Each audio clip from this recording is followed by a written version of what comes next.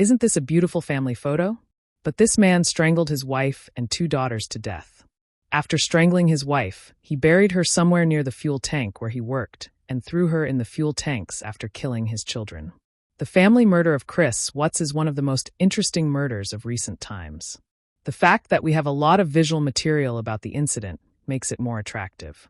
We have hundreds of videos and photos of the incident, such as the police's body camera or the videos shared by Chris' wife on her Facebook account, court and interrogation records, and messaging. Even though 6 years have passed since the incident, this horrific murder still attracts people's attention because we can't quite put the pieces together. There is deception and tons of lies involved. There is a marriage that has long since ended. It is really difficult to understand the man's psychology. Why did he kill his wife when he had the option of getting a divorce? Was it committed in a fit of anger, or was it planned for weeks? Let's try to understand the murder committed in this video and the psychology of Chris Watts. Let's start with the body camera of the police officer who came to the house first. How our incident started. On August 13, 2018, Shannon Watts did not answer the calls and messages of her close friend Nicole. Nicole called the police. And when the police came to the house, they reached Shauna's husband Churs. According to Churs' claim, he left the house early in the morning around 5 a.m. to go to work and hadn't seen his wife since then. When the police arrived at the scene and saw that there was no one home and called Churs' demeanor showed the crime he had committed. For example, when the police called Chris and said that they couldn't reach his wife and that she wasn't answering the doorbell, Churs told the police to wait for me. For example, when your pregnant wife disappears with your 2 daughters, you don't tell the police to wait for me. You tell them to go inside the house as soon as possible and look inside. You tell the police to check the house immediately. However, Churs' demeanor when he came home was also suspicious. He started sending fake messages to people with his phone. He went into the bedroom and found Shauna's ring and showed this ring to the neighbor. After committing the murder, he made it look like his target had taken his wife and children and fled. He deliberately showed this ring to the neighbor because he wanted the people there to think that Shauna had run away. At this very moment, the person who will put Chris in a difficult situation appears, his neighbor Nate. Nate's garage camera shows Chris' garage door, even if only a little. Nate offers to look at the camera footage to the police. Look how panicked Chris gets when he hears this.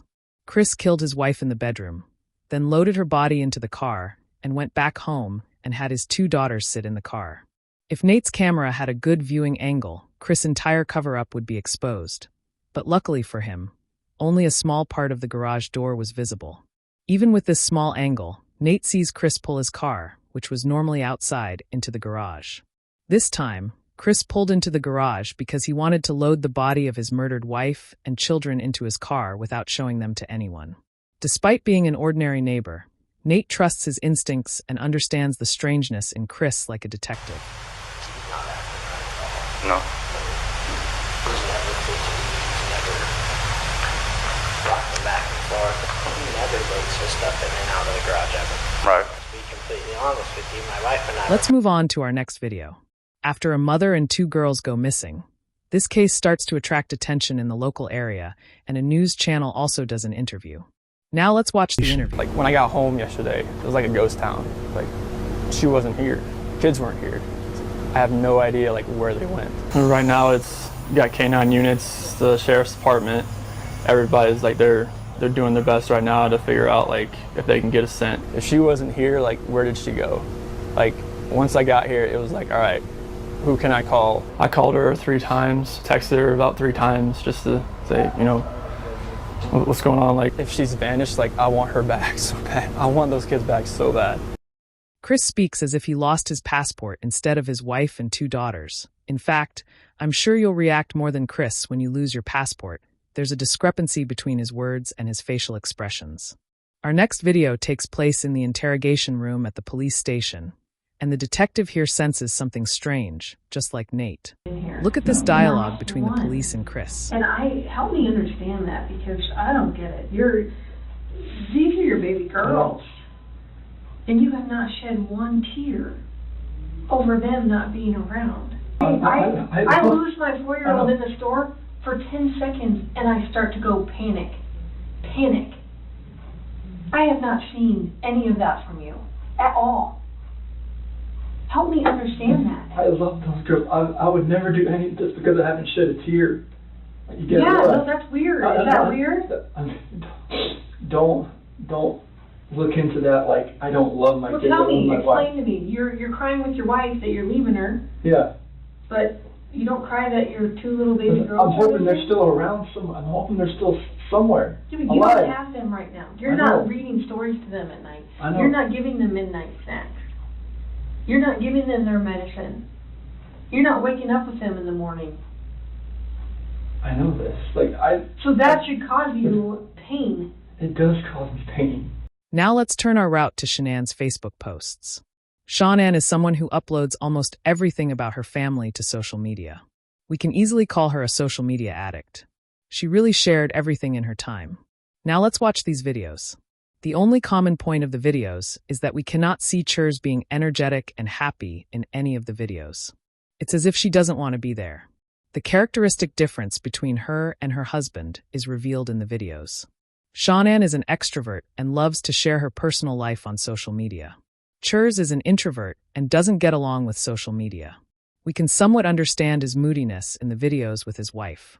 Churs is someone who is not very comfortable in front of the camera. Hey Santa, where's your phone? In the garage? I wanted it. Oh. Sit down, Santa. Have a seat. I'll try to get the kids.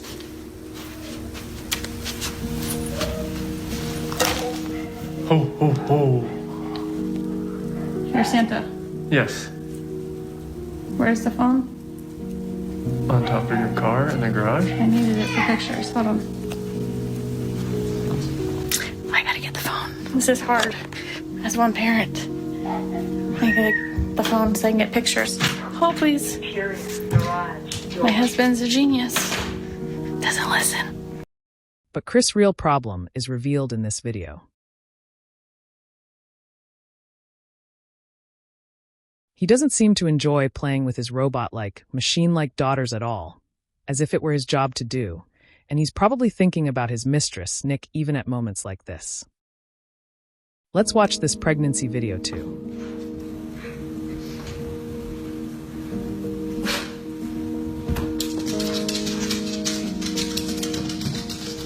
We did it again. I like that shirt. Really? Really? That's awesome. So pink means... That's just the test. I know. They just said the pink is going to be girls. I don't know. Just the test. That's awesome.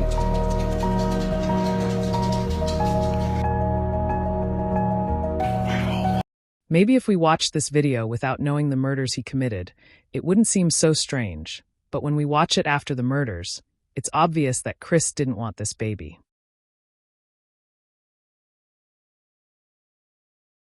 Churs and Shanann's messages reveal the main problem of the relationship.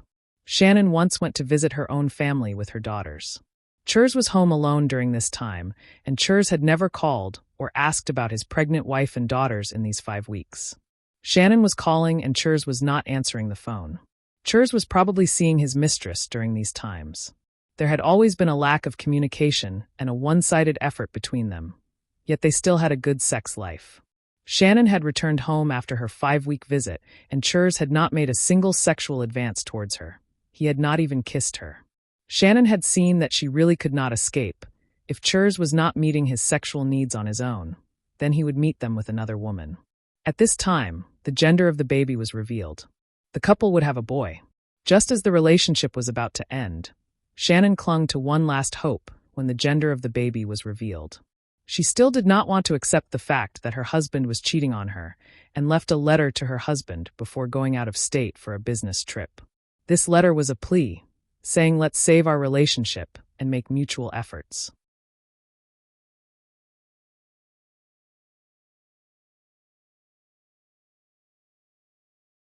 Chris had been cheating on his wife with a co-worker named Nicola Kessinger for a few months. This woman was always on his mind. When we look at Nicola's messages and call records, we see that he is also an obsessive person. For example, after he learned about Chris's murder, he searched for the fortune of a woman named Ambry Fry on his phone. For those who don't know, Ambry Fry was the mistress of a murderer who killed his wife. Chris's murder was very similar to Scott's murder. Scott, like Chris, wanted to spend his life with his mistress, not his wife. He killed his last wife. When this murder was revealed and Scott went to jail, all eyes were on his mistress Ambry Fry. Amber took advantage of this interest and wrote a book about her forbidden love with Scott. This book reached hundreds of thousands of readers. Nick's search for this woman after the murder raised the question of whether Nick manipulated Chris in this murder. We knew that Nick wanted to marry Chris as soon as possible. He was looking at wedding dress pictures on the internet and expected Chris to divorce his wife as soon as possible. Although Churs tried to present all these events as madness, these murders were premeditated murders. Churs told the police the cheapest lie in the world. My wife killed my daughters, and then I couldn't stand it anymore and said I killed my wife. When the detectives didn't believe this lie, Churs made up another lie.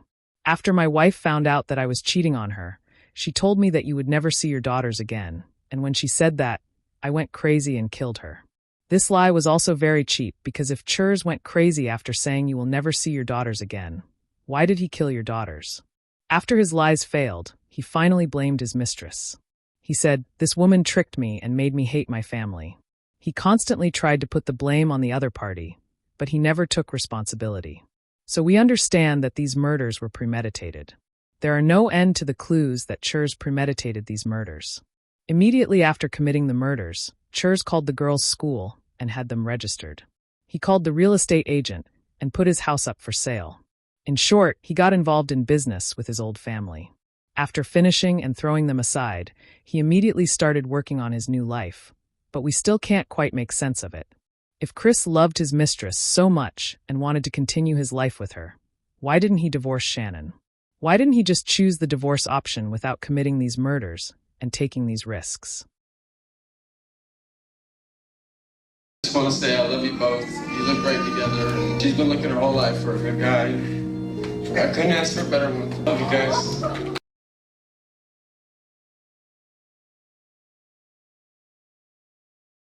You went from being my brother, my sister's protector, one of the most loved people in my family, to someone I will spend the rest of my life trying to understand. What gave you the right to put your hands on a woman, let alone my best friend, my beloved sister, your daughters, and your son? Why weren't they enough for you? They trusted you. They loved you. There isn't a day that goes by that I don't cry for my family. They were my whole world.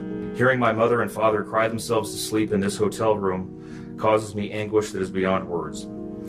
You took away my privilege of being an uncle to the most precious little girls I've ever known. I will never hear the words Uncle Frankie again, but you will never be called Dad again either. What is Churs doing now? First of all, he is ostracized by all the prisoners in the prison. No one talks to him. He is under protection so that he does not attempt to kill himself. He says that he converted to religion and blames the devil for all this. Yes, Churs, who first blamed his wife and then his mistress, now blames the devil. This is his last effort to please people and not be judged by them.